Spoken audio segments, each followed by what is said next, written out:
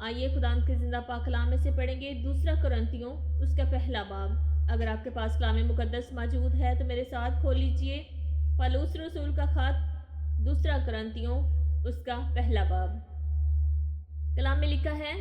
پالوس کی طرف سے جو خدا کی مرضی سے مسیح یسوع کا رسول، اور بھائی تیموتھیوس کی طرف سے خدا کی اس کلیسیا کے نام جو کرنتس میں ہے، اور تمام اخیا کے سب مقدسوں کے نام۔ ہمارے باپ خدا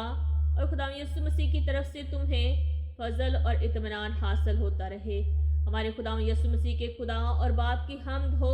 جو رحمتوں کا باپ ہے اور ہر طرح کی تسلی کا خدا ہے۔ وہ ہماری سب مصیبتوں میں ہم کو تسلی دیتا ہے، تاکہ ہم اس تسلی کے سبب سے جو خدا ہمیں بخشتا ہے ان کو بھی تسلی دیں، تاکہ ہم اس تسلی کے سبب سے جو خدا ہمیں بخشتا ہے ان کو بھی تسلی دے سکیں جو کسی طرح کی مصیبت میں ہیں۔ کیونکہ جس طرح مسیح کے دکھ ہم کو زیادہ پہنچتے ہیں، اسی طرح ہماری تسلی بھی مسیح کے وسیلہ سے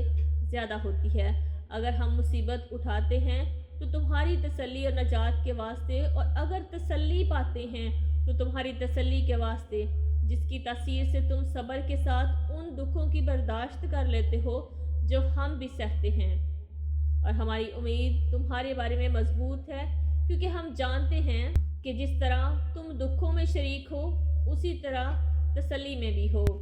اے بھائیو، ہم نہیں جانتے کہ تم اس مصیبت سے ناواقف رہو جو آسیا میں ہم پر پڑی، کہ ہم حد سے زیادہ اور طاقت سے باہر پست ہو گئے، یہاں تک کہ ہم نے زندگی سے بھی ہاتھ دھو لیے، بلکہ اپنے اوپر موت کے حکم کا یقین کر چکے تھے، تاکہ اپنا بھروسہ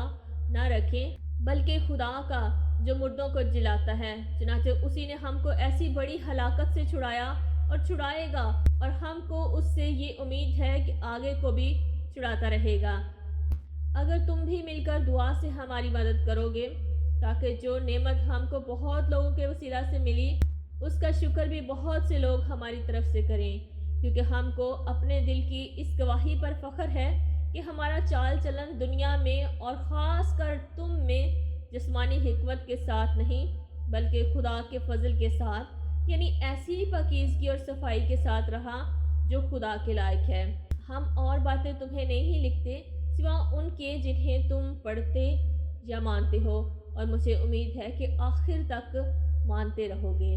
چنانچہ تم میں سے کتنوں ہی نے مان بھی لیا ہے کہ ہم تمہارا فخر ہیں، جس طرح ہمارے خدا یسوع مسیح کے دن تم بھی ہمارا فخر ہوگے۔ اور اسی بھروسہ پر میں نے یہ ارادہ کیا تھا کہ پہلے تمہارے پاس آؤں، تاکہ تمہیں ایک اور نعمت ملے، اور تمہارے پاس ہوتا ہوا مقدونیہ کو جاؤں، اور مقدونیہ سے پھر تمہارے پاس آؤں، اور تم مجھے یہودیہ کی طرف روانہ کر دو۔